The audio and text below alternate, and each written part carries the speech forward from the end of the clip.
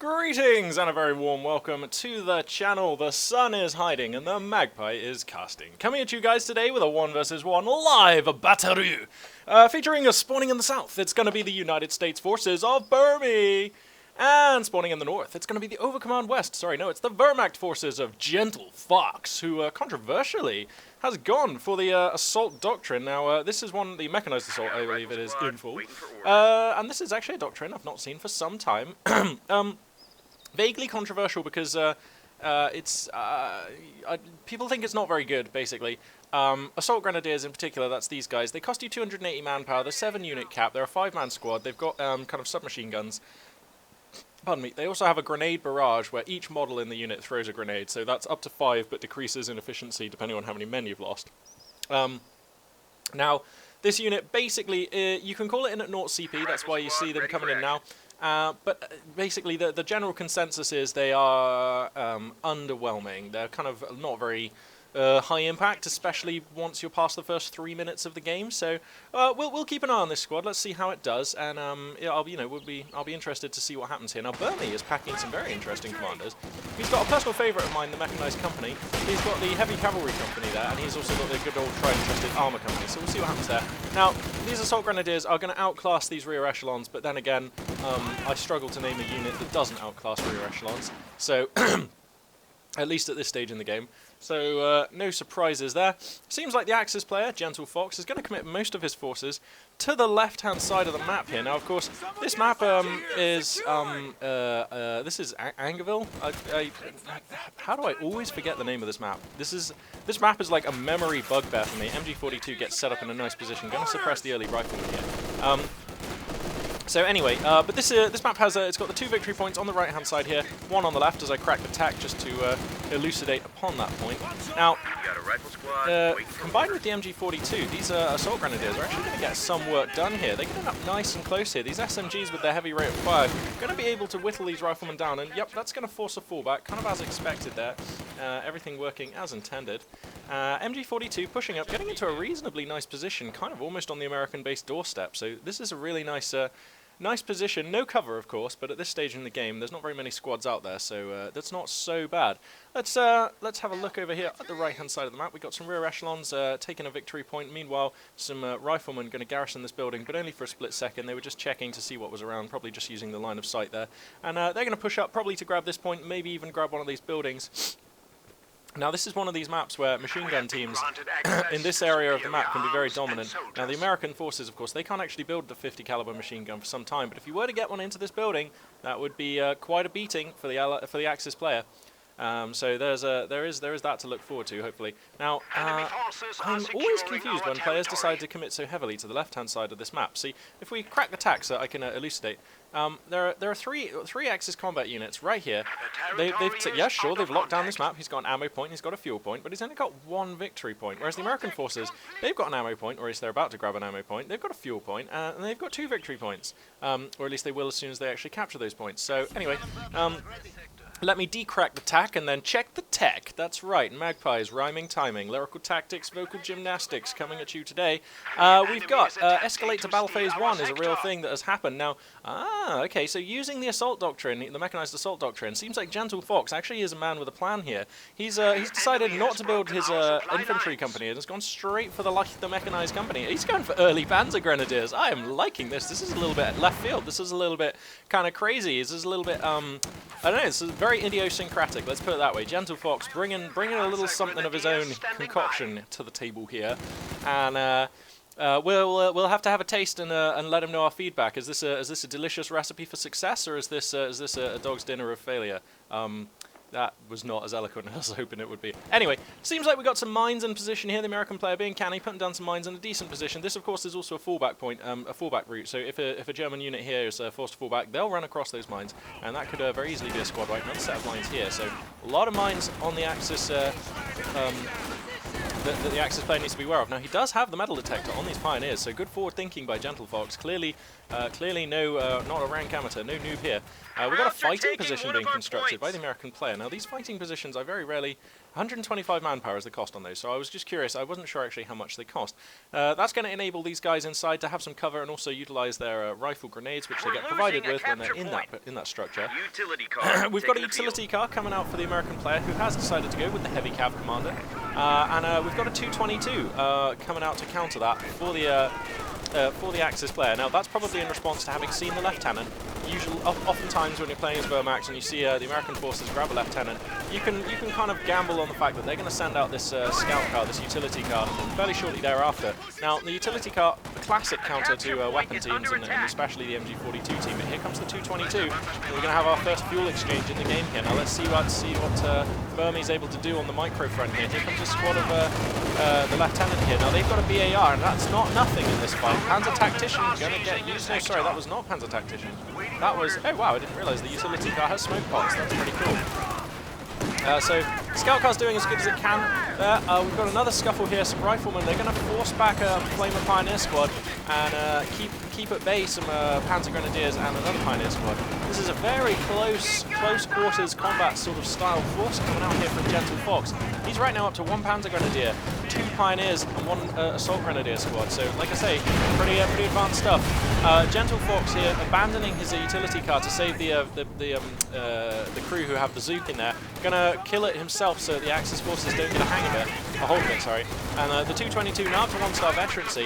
Panzer Grenadiers in a ferocious position. They're going to start deckering the damage on. I'm just going to select them so you can see their veterancy hopping up. Look at that thing go. At that kind of range, in that kind of cover, with these kind of firing positions, that is a squad of elite infantry that really gets, yeah, wow. That was quite a beating there. But speaking of beatings, we've got an AA half-track coming on the way for the American player. Now that is pretty good. Wow, tenuously linked here. If I crack the tack, you can see the American player was able to capture this location here. So all of this is a fuel point, a munitions point, and 4 regular points. Now the Axis player is getting resources from this because, look, see here, it is tenuously connected, tenuously through this narrow choke here. So anyway, he's going to retake that to secure those resources a little better. And I'm just going to have a little pause here to have a sip on my... Today we've got chilled apple juice. The enemy is taking our territory. No idea why I feel it's so important to update you all as to what I'm drinking, but anyway. So, Panzer Grenadier is going to come up here. Looks like they're looking to get the drop on this fighting position. They would be so lucky. They're not going to do that. There are riflemen in it. No 50 caliber upgrade coming up for this position. Of course, that does cost 60 munitions, and the fighting position is quite a fragile structure. So, it doesn't often represent value for money. It can do sometimes, though. I've seen those things be devastating. Panzer Grenadiers, once again, going to get into this building. This is the second squad of Panzer Grenadiers. The unit supplies right now 41 for the Axis over the 38 of the Allied. So pretty much similar-sized armies here. Now here comes the AA half-track. Again, some pretty spectacular camo. I've never actually seen this one on the Americans. So anyway, let's see what this American half-track can achieve as it moves out onto the field. Double Panzer Shrek upgrade has come down on these Panzer Grenadiers though. That is an appropriate counter. He's going to angle for some shots, and there's the double Shrek. 1 hit, 1 miss, which is pretty much good enough that I think it only takes 3 hits to kill this thing, although it is very dangerous against infantry. The 222 Scout car going to be used against this fighting position, and you've got to think that's not only going to force these infantry back, but it's probably going to destroy the fighting position. Cunningly de-garrisoning it for now, so that the Scout car isn't hitting his infantry. Is Burmie. Meanwhile, on the left flank, we've got a massive land grab from American forces. What was a predominantly red area of the map, now turning very much blue. And if I crack the tack, you can see it's a pretty bleak situation right now for the Axis player. Many of his units back at base, and he's in danger of having a siege established around his base. A bit of a lockdown if this AA half-track can get anywhere near his base. It's not typically an American style, though, actually. It's more like Brits, Soviets, and German teams tend to go for that lockdown siege kind of style. Americans will just let you back out on the map and then use their mobility and hard-hitting firepower to punish you. And you can see that's kind of what Burmie's doing. He's not looking to get MG teams and mortar teams and stuff up to his opponent's base, because he doesn't have those units. So, yeah, trying to basically play to his strengths, and, you know, that's what you've got to do if you want to win games. Let's check the tech. Quick time. We've got let's see. We've got lieutenant, of course. We've got no major in sight, no captain on the queue. We've got an ambulance joining the field. And for our Axis player, escalation to battle phase 2 has not yet occurred, but we do have, somewhat controversially, a 251 half-track. Now, this is one of my favourite units, and I think it's criminally underused, so I think GentleFox is quite the dude for using it. Having said that, I really hope he doesn't just lose it in 2 seconds, but we'll see what happens. He's also using it to rapidly transport his Panzerschreck Panzer Grenadiers. So that makes this unit sort of kind of an anti-armor vehicle as well, which is interesting times. Bear in mind, of course, if he purchases the flame projector upgrades for this building, wow, he's going deep. Where is he going with this? He's going to take some fire from the base machine guns here. So he's going to pop out the Panzer Grenadiers, take some shots into this ambulance. That is cheeky. Then he's going to hop back into the half-track. And GTFO. Uh-oh, but here's the problem. The American AA half-track is pretty good against vehicles, as long as it's staying still. I mean, it's decent on the move, but it's when it stays still. Oh, they're going to pop out and go for the double Shrek. And the 222 comes in for added damage. Oh no, no Shrek shots were fired, and the Panzer Grenadiers kind of got a bit mowed down there, so that is hazardous time. Oh, this 222 is doing gross damage. Americans are pushing up on the right-hand side of the map, but I'm going to keep this fight here framed, because it's the most interesting thing right now. Wow, this 222 GentleFox is pretty spicy with that unit. He's clearly a man with micro. That's good times. I'm really appreciating his efforts there. Not often you see a 222 take out an AA half-track, pretty much. I mean, obviously it happens from time to time and it can happen, but you have to have a plan, and he had the plan. He had the 251 half-track, although having said that, he did lose the 251, so it's not as good of a trade as I initially thought, actually, having remembered that he did lose a half-track in that. Up to 3 squads of Panzer Grenadiers. GentleFox just totally bucking the trend. It's been Grenadiers all day, every day for Wermacht players for quite some time now, but GentleFox doesn't care about the meta or anything like that. He needs to be careful of a grenade here. I don't think grenades have been researched. They haven't, so that's pretty good. Look at these Panzer Grenadiers. They're doing such damage. This could be a squad wipe. It is a squad wipe. Man, Panzer Grenadiers, when you get them to the appropriate range and use them in appropriate cover, are appropriately deadly. That is good stuff. I'm liking that. Let's see, so we've got the 222, we've got some Pioneers, MG42, we've also got the Assault Grenadiers, who've basically just been on capping stuff duty today. So they're going to be poking on out around the map, just basically grabbing stuff. That's fine. So basically what he's done, GentleFox, is he's used these units in combat for the first 3-4 minutes whilst they're still like a worthwhile combat unit, and then he's basically used them as an additional squad of Pioneers, just capping stuff around the map. Now, I mean, you be the jury, you be the judge on whether that's a decent use of 280 manpower right at the start of the game. But I have to say, he's really making use of making the best, of a unit which is not that great. Anyway, here come the Panzer Grenadiers with the double Shrek. They're going to go for some shots against these riflemen. I'd much rather this flamethrower was used, though. They're just going to take some light cover back there. Now 251 half-track coming out to replace the one that was destroyed. Now, the 251 half-track is an awesome unit because, of course, it lets you reinforce your units out in the field. It is a mobile reinforced point, and cunningly used. If you hotkey that to something which you're really comfortable with, and you have it supporting your troops as soon as they are ready to reinforce, either in the fight or if the fight's too dangerous for the half-track, just outside the fight. The 251 can be a tool which puts an immense amount of pressure on your foe. It turns what is a successful aggressive maneuver, it gives it a lot more staying power and makes it a much more of a must-defeat issue for your opponent. Because if they don't, you're going to push right up to their base. You don't have to pull those units back if you lose a few men, because you can just keep reinforcing.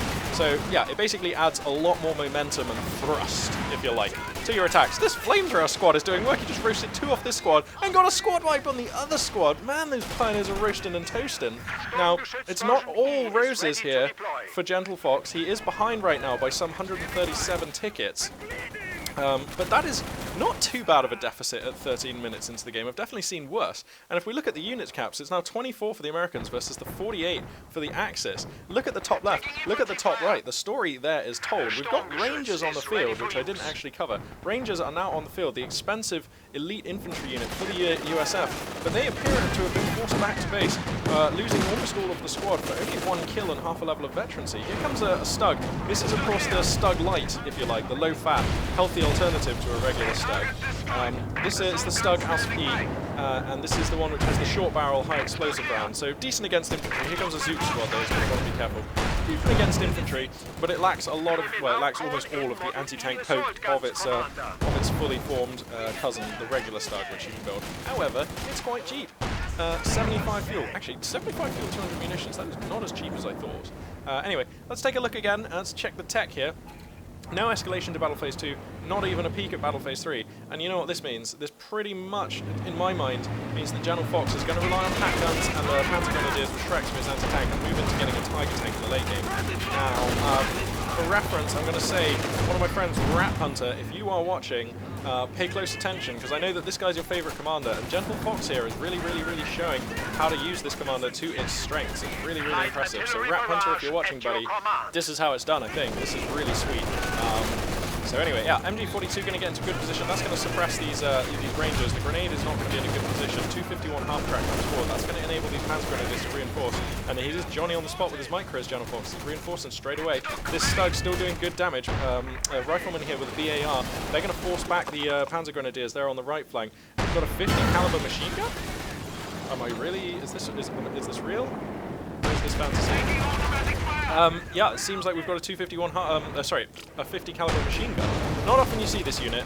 I think it's in need of some changes. I think the 50 caliber machine gun should stand head and shoulders above other machine guns in the game. The simple reason is it's an incredibly powerful beast. So powerful it was banned under the Geneva Convention. I mean, we're talking here about a thing which shoots through pretty much everything short of heavy vehicle armor. You know, like 50 caliber machine. Basically, it's not kidding around. 50 caliber machine gun means business, and I think in this game it should have a mechanic whereby it ignores light cover and it treats green cover as light cover. That's what I think. Wow, in comes the 251 half-track to deliver a flamethrower squad right into the side of this building. GentleFox, again, using the strengths of the Wermacht units, but in kind of unorthodox ways that we just don't see on the ladder these days. Getting a squad wipe on the vehicle crew who came out of the utility car, and things kind of going from bad to worse right now. Now, a really good anti-tank rifle grenade going to come down and disable the engine on this 251 half-track, but there's nobody about to capitalize, so you've got to think that's going to escape and repair. Panzer Grenadiers hooning on these retreating riflemen, and if I crack the tack, you can see the situation right now fairly bleak for the American player. The only thing he has going for him right now are these echelons on the left flank who are moving out and grabbing land. But this MG42, if GentleFox fancies it, yep, they're on it now. They're repositioning and they're going to head over. So or even just going to change the facing of the gun. Here come the Rangers though, and you don't want to mess with these guys. The Thompson upgrade has been purchased, and these are now bad boys. They're all back of the bus. You don't want to mess with them. It's well, at least not at close range anyway.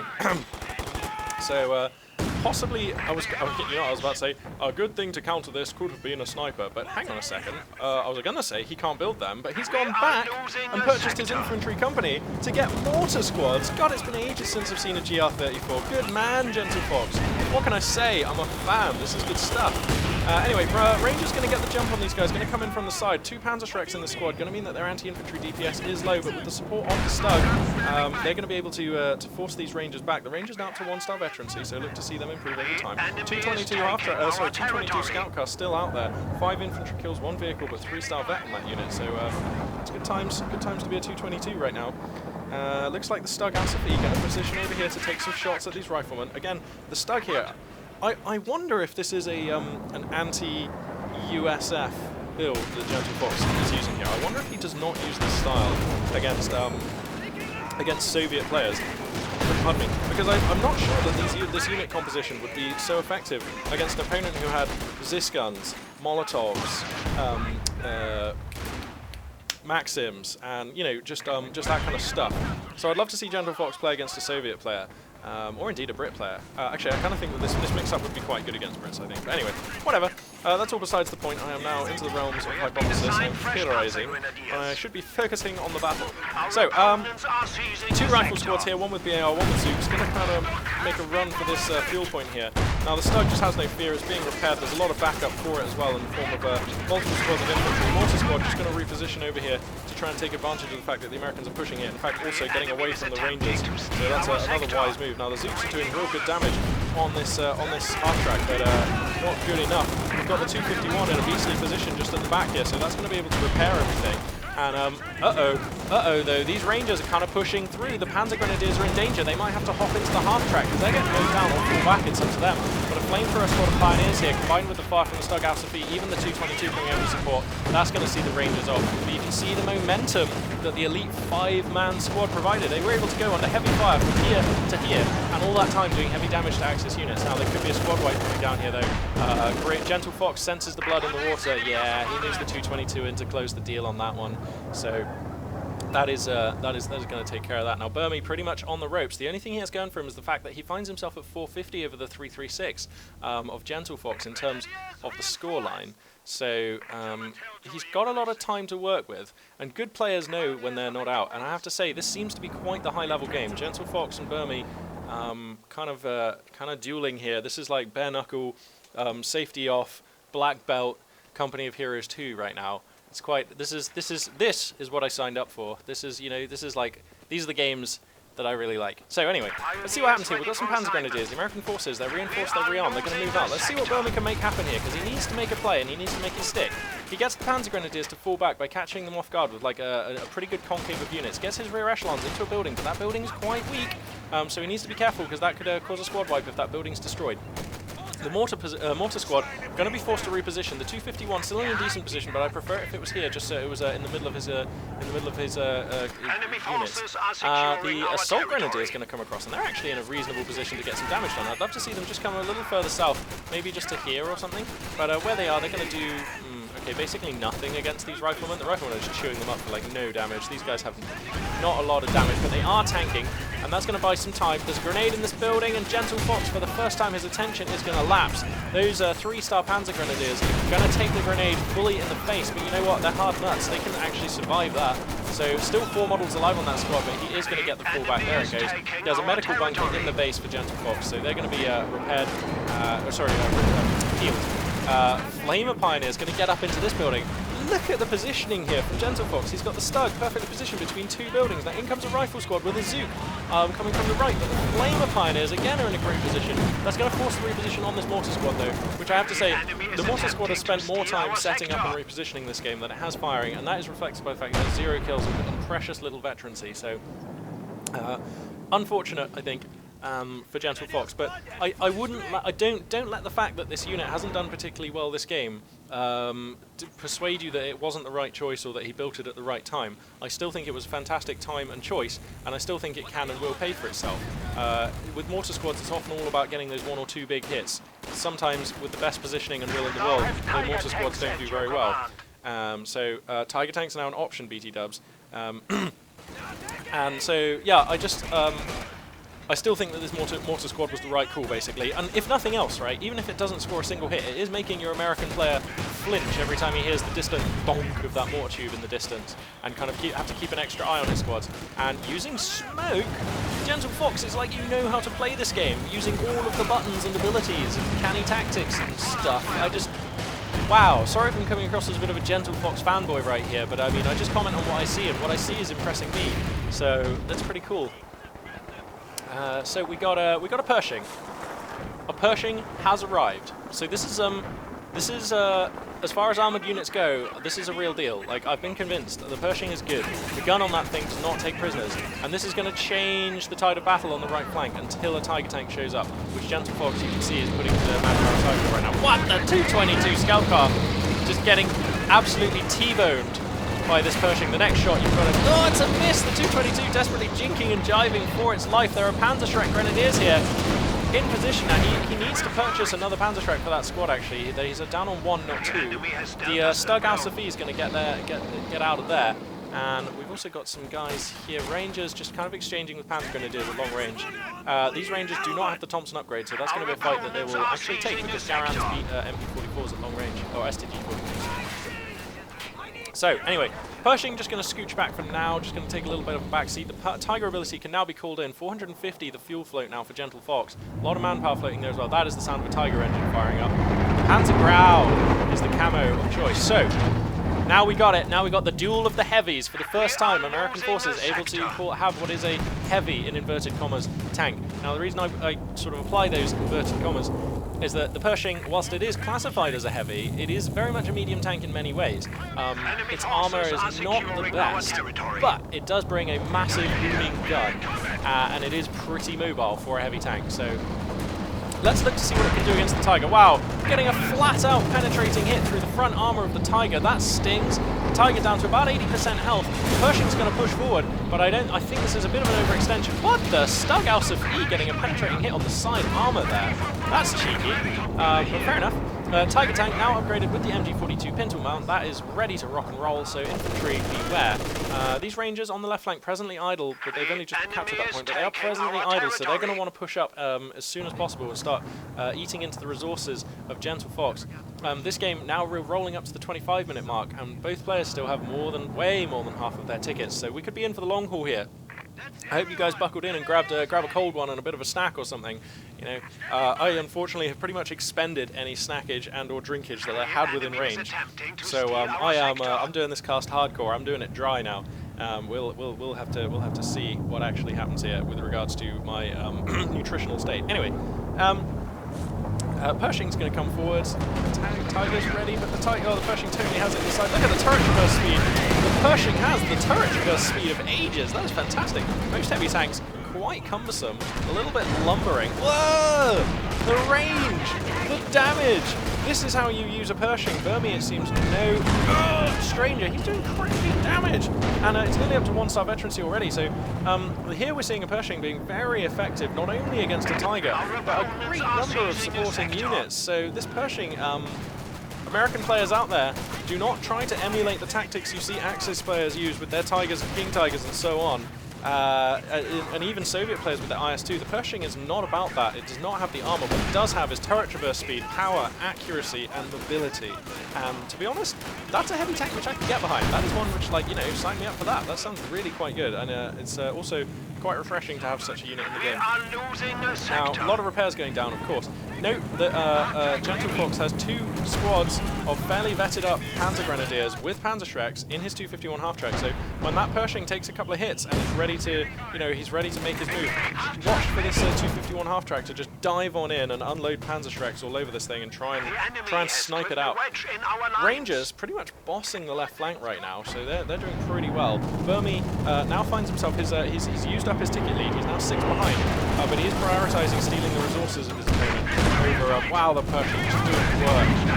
Yeah, favouring capturing resources over going for that victory point. So fair enough there. It's lucky he has. Now the Tiger closes into range and is going to trade for a bit of damage here. Rear echelons have got Zooks though. Let's see what they're able to do. Not a lot. Not about. Here comes the 251 half track with the Shrek guys in though. And is he going to be able to get the hit? The Pershing now is on 40% health. This is danger territory. The Tiger is pushing forward, still scoring hits. Here come the Shreks. They aim. They fire. 4 Shreks out, and that Pershing is now on a pixel of health. Is the Tiger going to take a dive, or is he going to let it go? Looks like he's going to play it safe. Wall of infantry is summoned forwards to try and deal with this, but the Stughouse of E is here as well. The MG42 Pintelman upgrade is good to go. The Panzer Grenadiers load up and rock back. And you have to think that went exactly to plan for Grey Fox. That was his counter Pershing play. He made it, and he made it stick. He did just take an anti-tank rifle grenade. Uh-oh, here comes some light artillery barrage. That's doing good damage. He needs to get these rear echelons out of here. They've got a Zoop, and they're 2-star vet. This is not a nothing unit to lose. And anyway, here comes the 251 half-track. Oh no, he's going to take a dive on the Pershing. Oh no, getting massacred though! A backfire! A horrendous backfire on that plan. Wow! The Pershing swats down the 251 half-track, so there's a loss on that unit. 4 of the Panzer Grenadiers, 2 from each squad, die in the blast here in the burning wreckage, and then the other 2 are instantly forced to fall back, but a squad wipe still goes down. So GentleFox trading a vast portion of his infantry might and a lot of his anti-tank as well.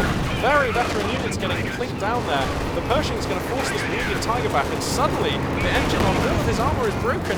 The 251 is gone, so there's no frontline reinforcing, and things looking a little bit dicey here for for GentleFox. Now, he is still at 68 supply, over 43. All he needs is time to fix this situation, and time is a thing he can play for. Simply by falling back, the American forces are also quite exhausted. They need to heal, they need to reinforce. The Pershing is still on incredibly low health, despite sneaking another shot onto the Tiger in that fight. This is a unit that needs to repair, and look, you can see how cautious Burmie is with this unit. He knows GentleFox is a player who's not afraid to try and take a dive into the base to get this Pershing, so but it is up to 2-star veterancy now, so it has increased mobility, it has increased acceleration, and the crew can defend the tank with grenades?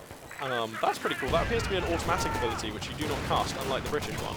So, anyway, here we've got to fight. These assault grenadiers are still alive and kicking.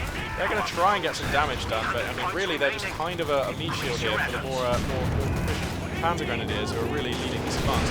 Mortar squad is forced back. The Tiger tank is still limping away. How repaired is the Pershing? Nearly repaired enough that if Burmie gets eyes on this Tiger, he could consider stalking it with the Pershing. That's a real thing that could happen. Now, both the Pershing and the Tiger are limited to only one on the field. So, pardon me, I think now would be a really good time. Oh, GentleFox. See, this is the thing. Most players, if there's one thing that very good players don't do, I'll see a situation like this and I'll just be like, you know what, he can't get any more Tigers, he's floating 200 fuel. What he really needs to do, escalate to battle phase 3, build his heavy armor campanier, get a Panther out, get a Brumbar going, do something sexy from that building. And most players just forget about it and they just wait for their Tiger to die and call in another, or they sort of hedge around, just kind of like, well, not GentleFox. This guy's gone straight up to battle phase 3, he's put down his heavy Panzer Corps, and look in the top right to see what the armor of choice is going to be. The Pershing's going to take a dive into the base though, and this is severely risky for the Pershing and the Tiger. A grenade comes out, that's going to shock the crew? Pershing, what are you like? But a lot of Panzer Shreks here, so that Pershing, now its turret rotation has been jammed, and the Tiger tank is still scoring hits. That Tiger can probably take another 2-3 before it dies. The Pershing's on super low health, but it's going to use its increased mobility and acceleration. It's a GTFO. That is a Pershing which is again finds itself for the second time this game on a pixel of health, scurrying away. I'm not sure about advancing the Tiger tank here. Actually, with an MG in this building and Panzer Grenadiers in support, I am sure about advancing it. Fair enough, GentleFox. He's repairing the Stug Alpha. This thing's on 3 stars with 22 kills. That's 21 infantry in a building that thing's taken down. Impressive work for the Stug Alpha, for the plucky Stug Light. It's so good, I can't believe it's not Stug. These, I believe Pioneers, when they get to 3-star, there's a 2-star. Yeah, so 2-star improves the repair time on Pioneers. So these guys are going to repair this Tiger quicker than you're used to for Wermacht. See that health crawling up there? It's not even close to how fast Overcommand or Brits can repair, for example. Most reasonable repair rates is that. Anyway, some Panzer Grenadiers just looking for a Pershing that was carelessly left at the front of the base, but they're not going to find it and they're going to have to get out. Pershing's right at the back here. Burmie, you've got to feel like he's wise to the tactics of GentleFox. He sees these dives coming and he's not going to fall for that. Stug Alsafli in a good position, cracking out hits. Just kind of trading with these riflemen. I mean, all these riflemen can do is use their little anti-tank grenade. Actually, having said that, here comes some Rangers with Zooks. This is quite the squad, actually. They've got Garans and Zooks, and that's a 5-man score. Now, I wonder what the addition. I wonder if these guys are any better than having 2 Zooks on a rifleman squad. They're not. I'm not sure what the justification of having 2 Zooks on this squad is. Anyway, here comes the Tiger. He's angry. The big cat is here. The pintle-mounted MG42 is also present. The fuel spending of choice, by the way, for GentleFox, I was hinting at it earlier. He's going for a Panther, and you have to think that is the safest and best choice. What he needs right now is more answers to that Pershing, and what he's buying right now is a Panther, so what he's done is the right thing. That's right, detailed, critical analysis. Magpie 842 coming at you with hard-hitting and informative commentary. That is correct. Now, here comes the Pershing. This thing's on 2.5 star. It's going to look to take a fight. It's going to get straight on into the side and rear arm. I'm not sure of the facing on this Tiger. That is risk. GentleFox, I can finally offer an honest criticism of him. That was some short-sighted vehicle facing. And now I don't think he's going to be particularly punished for it. But yeah, you know, he's got to be careful of that. Here comes the Panther, likewise daubed in Panther Growl. The victory point scenario right now, it's a 259 for Burmie in the USF, 312 for GentleFox and the Axis. So GentleFox just taking a slight lead there. These Pioneers need to fall back. Don't know if he realizes how dangerously wounded they are. This Tiger tank also very dangerously wounded. He's being super aggressive with it. Oh, but that's because he's got a Panther here as well. Wow, the Panther's armor actually deflected around there. The grenade from the Pershing did like a reasonable. It actually damaged the Panther. Speaking of damaging the Panther, the main gun on the Pershing just does not take prisoners. This Pershing now has increased accuracy and rate of fire. I don't know, GentleFox. I mean, that thing is so fast. It's so fast, it's accurate, it's got range, and now it's got rate of fire and even more accuracy. I don't know, man. That Pershing I think it could probably come in and kite these two. I really don't know about leaving your armor in this position on the map. You need more guys repairing, my friend. GentleFox. What the? It's Grey Fox. No, we're not playing that game. So yeah, these pioneers. Yeah, I was going to say he needs another squad of pioneers. GentleFox, always a step ahead. This is a player who I'm going to go ahead and say it. He is like his competency level with Wermacht is elite. Most players who are very good with a team in the heat of battle, their assessment of the whole battle as a whole, or rather, yeah, their holistic battlefield assessment tends to fail because your micro's being taxed. There's a lot of snap decisions going on all over the map, and when you watch a replay, it's very easy to sit there and think, oh, at this point in the game, this is the unit that I should have built. When you're playing the game, it's much more difficult to realise that. But GentleFox clearly is no stranger to assessing his needs very accurately and in real time, and calling them in. I mean, every time I've said, here's what GentleFox should be building or doing, I go back to his base and he's doing it. So, really impressed, really impressed. Here comes a light artillery barrage. The Pershing is going to get the Panther, almost certainly. Someone's going to get the Panther. There it goes. My God, Burmie's totally turning this around. The Pershing, for anyone who was a doubter, for anyone who said, the Pershing can't stand up to tigers and stuff, it totally can. That thing is being the linchpin of Burmie's defences right now, and the only reason I think he's still in this game. I mean, not the only reason, obviously his skill and management and a lot of other choices he's made have contributed to that. So it's wrong of me to say it's the only reason he's in this game, but I would go so far as to say without the Pershing, he would not be in this game. I can't think of another unit that the American forces would have built which would have enabled him to jive with a Tiger, a Panther, and a Stughouse. Although, actually, maybe another combination of units I could actually conceivably imagine. Like, if he had a couple of M1 anti-tank guns with a Jackson, and like a couple of those, or one or two of those little the motor cars, you know, the little, what are they called? The little motor carriages, you know the ones I mean, the ones with the sort of mortars on. Those things are pretty spicy. So they are called a M8A1 howitzer motor carriage. They've got a funky name as well, like a Stuart or a Jackson. You know, they've got like a name, but I can't remember what that is. Anyway, the Tiger tank is now at 2 stars. Elite crews now fire with greater accuracy and improved range. Am I reading this right? Wow, I did not know that the Tiger tank got a range upgrade in Veterancy 2. Wow.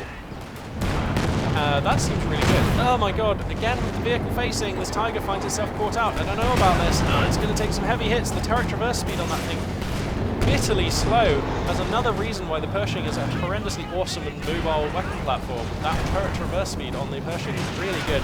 Rangers here are going to be doing good damage. These are pioneers kind of in danger here. The Pershing is going to redeploy onto the right flank. Now the Tiger can think about chasing it here.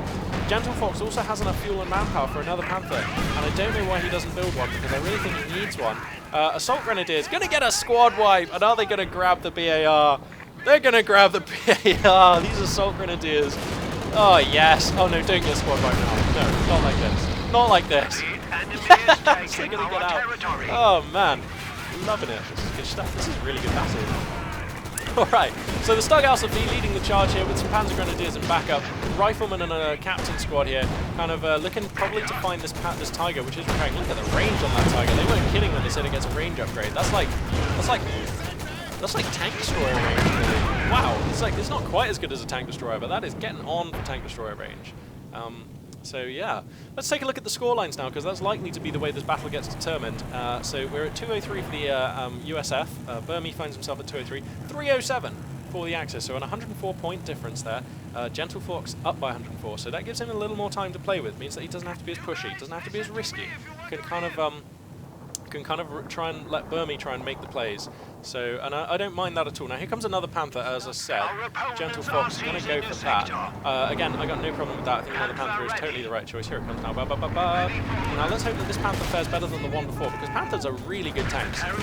They are probably my favourite tank in the entire game to use. Actually, wait, there's a lot of tanks in this game. I'm not sure if that's actually true. But they are one of my favourite tanks to use for sure. They've got range, they've got armour, they've got power, and certainly once they get to 2-star veterancy, you can be a lot more flamboyant. You can just kind of, you know, they're a lot faster, more accurate, and they have that armour. So 2-star veterancy, the one to aim for Pershing, Panthers. Now this Pershing is kind of caught in the pocket a little bit here.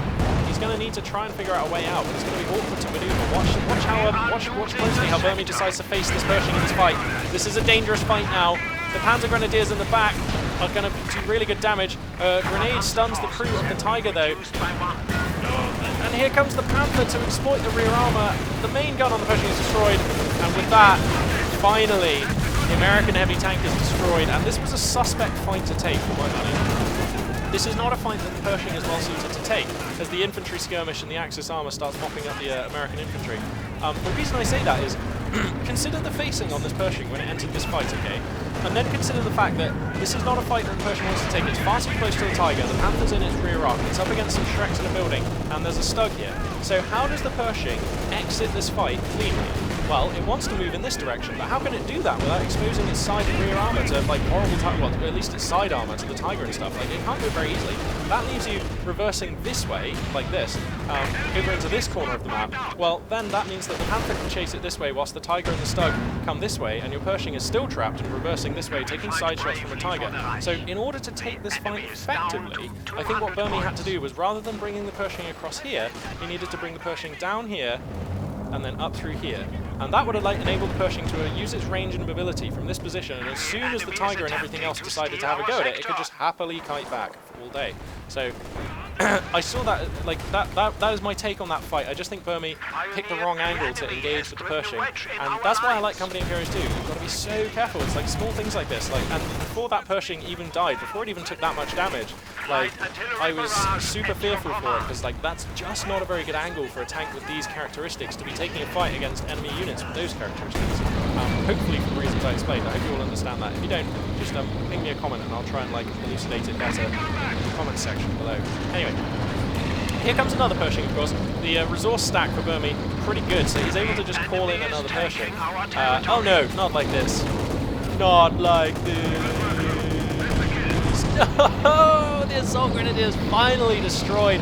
I mean, if you're going to get killed in life, getting, like, you know, absolutely desecrated by a Pershing has to be one of the best ways to go. I hope when I die, it is in a similarly awesome fashion, you know, so that's fair enough. That is a fair enough way to go. Don't get me wrong, I'm sad to see the Mech Assault Grenadiers go down. Pershing on about a third of health, it managed to get itself 5 kills and half a level-ish, well, more like a third of a level of veterancy there, so not too bad. Here comes the 2-star Tiger, that thing must be nearly 3-star, yeah, it's getting there. Now, I kind of think that the American player, I mean, he's limited to 1 Pershing, so in order to increase his armor, he needs to build a major, and I think that would actually be quite a good choice right now. So let's see, how much is a major? 120, 240, so yeah, he can do it. He just needs a bit more manpower. He can do it though, and I think it's kind of just a bullet he has to bite there, because that'll enable him to back up this Pershing with a couple of Shermans or a Jackson. Ugh, man, Sherman and a Jackson. That's like, that's pretty good. Like, in my head, that sounds really good. That's a combination I'd really like to see. Or even just the motor carriage would just help him police these infantry a bit better. One thing he is doing really well though right now, Burmie, to his credit, he is like taxing the resources of GentleFox by just going for these victory points, and that he's doing really, really well. He commands 2.5 of them right now, soon to be 3. That's going to put GentleFox under the clock in a big way. And right now, he's only ahead by like, I don't know, 80 odd tickets or so. So it's kind of like, I don't know, it's risky times. He's ahead by 81 tickets now. So that gives him like 3 every second. Like 80, gives him about 90 seconds of time until Burmie's caught up. So yeah, this is a dangerous place to be right now in terms of victory points for GentleFox. Here comes the Pershing again. It's going to find the Panther. The Panther's just says no, gets the hell out of there. Tiger's going to come forwards. So with the Tiger and the Panther in unison, we might be able to do this. Of course, the Stug Alpha was destroyed, just killing that other Pershing. So it seems like we've got a Brumbar, the weapon of choice now for GentleFox. And you've got to say, I mean, another Panther would have been a fine choice. The Brumbar is a slightly better choice, I think, because it's a more well-rounded choice. It just adds a lot more anti-infantry. And, right, people don't give the Brumbar very much credit for anti-armor, but in conjunction with a Tiger and a Panther, remember, the Brumbar's heavy shells do stun enemy armor. And a Pershing can't use its mobility, and it can't use its awesome, like, advantages if the crew are stunned. And so that makes the Brumbar actually, in conjunction with the Tiger and the Panther, pretty potent. So I like GentleFox's choice here. I think another Panther would have been just fine. I'm not even convinced that the Brumbar is better, but the Brumbar is certainly a very good choice.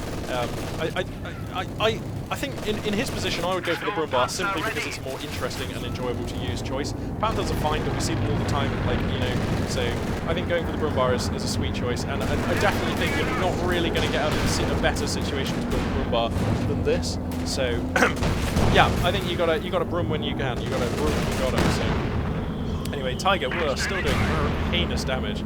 That gun. Pardon me, sorry. Oh, the Brumbar immediately getting 4 kills. No, sorry, just 3 on its first shell. That should be a squad wipe on the 3-star captain. We'll see if this MG42 Pintle mount going to get him. No, apparently not. Here comes the Pershing. We have to feel like the forces of Brumbar are very stretched now, and this is not a fight the Pershing can take. Oh, he needs to be so careful of the angling on his Pershing. He's going to hide it for now. I think that's a really good idea. Yes, taking the fight from back here with an easy reversal route. That's the way you got to take this fight. Trying to take it from here where you're all snared up in terrain and stuff, not so great. Pershing gets to 1-star veterancy, improved acceleration now available. Still sniping shots into the Brumbar, but I kind of think that it looks like GentleFox. I don't know if this is an overextension or not. There's a lot of bazookas here. Brumbar's got slightly fewer bazookas now. Damn. But anyway, I think this is an overextension. GentleFox needs to get out of here. 2 of his tanks are now on like half health. The Tiger tank is tanking for all it's worth, but it's going to go down pretty quickly to all these bazookas and stuff. GentleFox overextending horrendously. What are you doing? GentleFox! Get out of there if you lose this Tiger. If you lose. See, now there was no reason to lose that Tiger. That was a textbook overextension. GentleFox, for the first time this game, you have made a genuine blunder, and you stand to be punished for it, sir. So let's see what Burmie can make happen here. The Tiger's no longer on the field. That means everything else has to be scarce. I mean, the Tiger was the only thing keeping this Pershing back, really, because I think a Panther, a wounded Panther and a wounded Brumbar are not enough. Burmie knows there's blood in the water right away. He knows that was the mistake he needed to get back in the game. So he's coming out at full force, maximum speed, looking to punish the Axis armor and try and get another armor kill. Of course, we know it's not going to happen because GentleFox was quick on the reverse there. But, I mean, this game is alive again. I mean, that was almost over there. All GentleFox had to do was, instead of parking all his armor and stuff here, just park it here. And that pretty much would have been over, because the American forces would have spent ages repairing, reinforcing. GentleFox could have captured all the victory points on the map.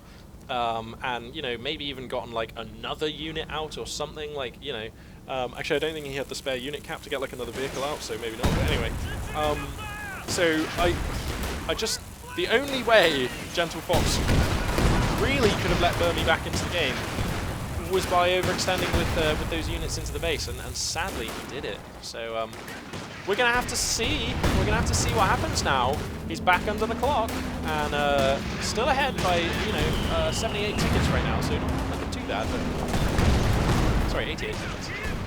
And anyway, some counter-grenadiers, then we can force back. We've got riflemen pushing up, but there's an MG42 or something. What is suppressing these units? Oh yeah, there's the MG42. Wow, 3-star MG42. That suppresses pretty fast. You know what, it even just does damage really fast. Brumbar's going to try and jive with the... oh wow, he needs to repair the Panther. It's not ready to fight yet. Brumbar's going to try and jive with Pershing, but we both know how that goes. I'm sorry, we all know how that goes. I hope there's more than one of you watching. Anyway, yeah, so Pershing's just hooning and shell. I want to see the sweet reload animation. Watch this, watch this. Oh, it's not going to fire again. Okay, well, whenever the Pershing shell fires, this little side hatch opens on the turret and the shell gets ejected out. It's like super awesome. Like, congrats to Relic for making that tank as cool as it could have been. Oh, the Pershing looking to get a squad wipe there. I would love for Burmie to call in another squad of Rangers. Actually, I know he doesn't have the manpower right now, but that'd be really good. The GR34, I told you it was going to pay for itself at some point. It's now up to 2-star vet. Pretty exposed in its present position, actually, though. But hooning damage onto these riflemen. Like, utterly devastating them. The rate of fire on that unit is mad. In fact, it finds itself now at 3-star vet, so... Not going to get a squad wipe today, but what a potent unit. So, I guess GentleFox finds himself having to save up for another Tiger. Now, his fuel income right now is plus 26. Which isn't so bad, so he can do this. He He's still holding full point on the left. Looks like he's going to redeploy over to the left. He says, nope, screw this, I'm not taking a fight against this Pershing. I'm going to redeploy over to the left and stop you from chewing up all my land over here. So these infantry units are going to find themselves under attack from a Brumbar, which is nearly one star vet, and a Panther. The Panther at the moment is set to shoot at the tanks only, so I would love to see him just toggle that off so the pintle-mounted MG can start firing. This is another rare mistake from GentleFox. This is set here to not attacking, as you can see. Also, the Brumbar is getting quite low. The Pershing, if he's very clever, Burmie could actually take the Pershing around here, follow my screen. The Pershing would drive along here, come out here, drive down this road, come down this road, hit the Axis armor from the rear. That would be quite nice, but very risky, and I don't think he needs to do that. Yeah, I'm going to go ahead and say that's a bad idea. Anyway, Panzer Grenadier is going to do some work here. Rear echelon is going to be forced back. Axis infantry is resecuring the left of the map, and I was questioning earlier on in the game, you might remember right at the start, I was questioning GentleFox's commitment to the left-hand side of the map, because obviously 2 of the victory points are on the right. However, having observed this game, I would say that the Axis forces, specifically the Wermacht pieces, find it easier to hold the left than the right. They just seem to. Now, I could be wrong on that might be an overgeneralization, but anyway. So, by making sure you've constantly got the left-hand side of the map in your pocket, that frees you up pretty much to contend the right as best you can.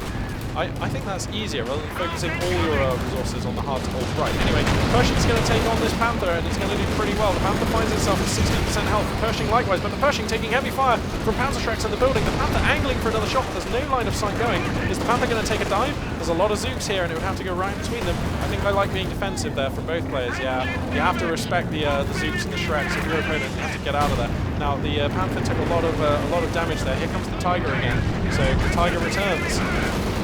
That sounds like the worst film ever. Sounds like a really awful film. The Tiger Returns.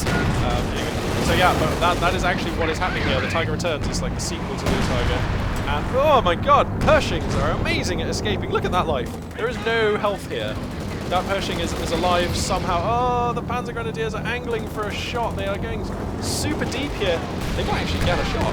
That is quite close. They're going to get a shot. No, they're not. Okay, that's a fallback now. That is a fallback. GentleFox. Do not overcommit here, GentleFox. Here we go. There's the fallback. Now the Tiger is going to make a dive, and he knows a lot of the American infantry is out on the field, so I think this is appropriate, actually. I think that this is totally doable. It's set to hold fire, so it's not going to shoot at anything but the Pershing. But you know what? The Pershing is faster. So, and it's also 3 stars. The second Pershing now 3 stars. Oh, is he going to get a shot? This is turbo risky. I'm not sure about this with the Tiger. If he loses this Tiger, he has no fuel. Burmie could lose this Pershing. He has loads of fuel. So this is super risky. If he gets his engine destroyed, this is the riskiest chisel I have seen in a bizzle. Oh my god, though, the light artillery barrage savaging the American forces, but we've got an M1AT gun. Oh no, the Pershing was forgotten about. He forgot to move it. Now's your shot, GentleFox. Take the shot. He's turned off his targeting computer. The engine is damaged. He gets the Pershing, but he's going to lose the Tiger. And he doesn't have enough fuel to sustain this, Fox. I'm a little worried right now for GentleFox. As we move into like the 52.5-minute mark, this game has been intense. He could call in another Pershing like straight away, can't he? No, he doesn't have the manpower. Oh, if he could just call in another Pershing, he could instantly destroy this. As it is, I think he'll bring the AT gun across. No, he's not going to bring it across. Where's the Brumbar? And the Panther? The Panther and the Brumbar could... No, they're not going to save the Tiger. It is too late. Too many Zooks on this infantry. So that is, displaying the power of the American infantry there. Of course, the weapon racks enable you to put Zooks on a lot of squads. So, wow, basically. The Tiger trades out for the Pershing, but this actually puts GentleFox into a deficit position, if you ask me, because in like 40 manpower's time, we're going to have another Pershing, and then we're going to be right where we were before, with a Panther and a Brumbar that can't take a Pershing with support, and GentleFox in a deficit position. So I think GentleFox needs to make something happen here, and I'm not sure what that is. I'm not sure what the move is here for GentleFox.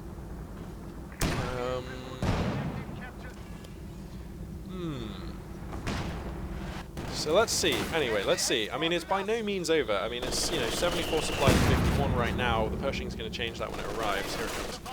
Is it? Oh, whoa, that includes the Pershing. Jeez. Okay. And the Panther is reasonably well repaired. It's nearly 2-star actually. Okay, a 2-star Panther, that might be able to take the role of a Tiger against the Pershing. A 2-star Panther, obviously, you see it has more armor, and it is also a lot more accurate whilst firing. I think it's more accurate. That's the only one. Let me just check and make sure. Yeah, so improved weapon tracking, so yeah. Okay, so that's not more accurate, but it's improved turret traverse speed, I guess. Oh wow, another light artillery barrage. Fantastic location. That's going to get the M1 into take that immediately. Cool, that ability is pretty good. Here comes the Pershing. Bang! Yep, that's the 2-star Panther. It just says no to incoming fire. He needs to target the Pershing, I think. Yep, the Pershing needs targeting. Brumbar needs to do the same, I think, to stun it. I'd love to see the Brumbar acquire this Pershing and stun it. There's the stun. And some damage. The Brumbar able to pull its weight in this armor battle. Blitz being used because GentleFox does not want to lose this Panther. If he loses this Panther, I think that is basically game. The Brumbar kind of reversing across on the left flank. The engine gets damaged on the Brumbar. Now the Pershing could look to exploit that. Oh, the Panther comes in for another shot. I don't know about this.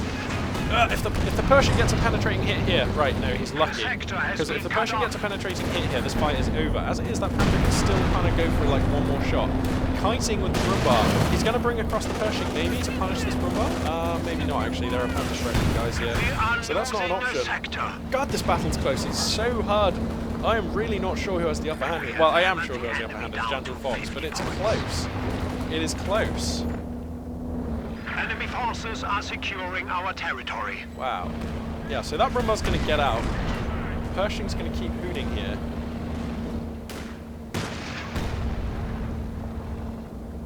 American forces taking both the victory points on the right of the map, and of course that's the essential thing right now. Wow, sorry, I haven't been keeping an eye on the score situation. Burmie finds himself with 38 under 116, so actually Burmie in danger of being pushed out of the game on the clock if he's not careful. So that is actually all GentleFox has to do right now, and actually GentleFox has enough fuel for another Panther. I wonder if he'll go for that over waiting for a Tiger, or if he's going to like take the maximum insurance policy and go for another Tiger. His fuel income right now is really handsome. 42 fuel income is decent. I mean, it's better than decent. It's really good. And actually, the fact that he's now building Panther Grenadiers tells me that he's probably going to look to get a Panther, because I think that's what a Panther Grenadier is. I'm not sure. Enemy is taking our 19 territory. unit cap required. So, let's see. Is there enough unit cap left over? No. So, okay, that will force him to get a Panther if he wants to get another armoured unit. By going for these Panther Grenadiers. And I think that's absolutely fine. I think having 3 squads of Panther Grenadiers and a Panther is a pretty optimal mix of units. We've got a fight on the left here. MG42 squad. God damn, this squad's been doing good the whole game. It's being flanked by some riflemen, so let's see if GentleFox is cognizant of that moving forward. The Panther, happy to try and take another fight. The Pershing is now repaired, but just kind of idle right now. I mean, not exactly idle, it's just waiting for a situation where it would be useful. I'm sure Burmie has not forgotten he has that unit. Brumbar's repaired, that's coming back out. Nearly 2-star vet on that thing. Pershing's going to move up. The Panther has been engaging infantry, so Pershing's going to get the first shot, and it is a penetrator. We've got some Zooks on these squads as well. So, yep, there we go. The Panther's set to fire at vehicle only. That's going to reverse the kite. Panther Grenadiers, are the upgrades coming up? No upgrade for the Shreks on that unit. Oh, the Panther just chalking in a shot at very long range. And getting a penetrating hit there on the Pershing. It's going to get another if this Pershing doesn't move. Oh, a bounce! A double bounce there. These tanks just kind of rubbing up against each other for not much effect here. Axis Forces going to take this victory point though, and that's going to put Burmie in a pretty bad place. I mean, we'll see how this goes. I mean, this game is genuinely not over. It is almost certain that Burmie's going to lose. Oh, but getting a squad wipe with the Pershing. A massive squad wipe on a very vetted up squad with Panther Shreks. That is a painful loss, but the Panther is happy to 1v1 this Pershing. The Pershing takes a couple of cracking hits from the one remaining Panther Grenadier squad. This is looking like a defeated Pershing. Yeah, there it goes. And I kind of feel that with that, now does he have the money for another Pershing? He does not. So I think with that, finally, Burmie may be out of this one. Now, I mean, let's see, he's got this. I mean, he just doesn't have any real answers for a... Oh wow, we've got a Tiger. He just doesn't have any real answers for a Brumbar now, that's the problem. And Burmie's going to choose this moment to GG. Absolutely fair enough. Fantastic battle from our two players there. Probably one of the best games I've watched in quite a while. Really impressive stuff. Burmie and GentleFox, thank you very much. Both returning players as well. Thank you very much for the pleasure of casting the game. That was a cracking battle. I'd love to offer some sort of moral or post-game analysis or anything like that, but I don't think I really can. I think possibly the one mistake which cost Burmie the entire game was engaging with this Pershing from this angle, moving right to left here, when he lost his first 3-star veteran Pershing. So I think that was the tilting moment for me, because I don't think like losing the Pershing was not like that wasn't forced. So that is what I guess you would call in tennis or whatever an unforced error. Like he could have repositioned the Pershing down here and taken it from a much more safe angle. But having said that, I think GentleFox was guilty of a mistake when he overextended with this tiger here that died. That was quite the overextension. I was not sure really what he was staying for there. He was just kind of hammering infantry, but getting hammered by a load of Zooks in the base, so not so great there. But I think focusing on the players' mistakes after a game like that does them both a disservice. Both players played with fantastic skill. They are probably right now either hitting the matchmaking button again or going to grab a drink, as I myself will do. So yeah, one more time, thanks to both of those players. Fantastic game. And this is Magpie 842 signing out till next time.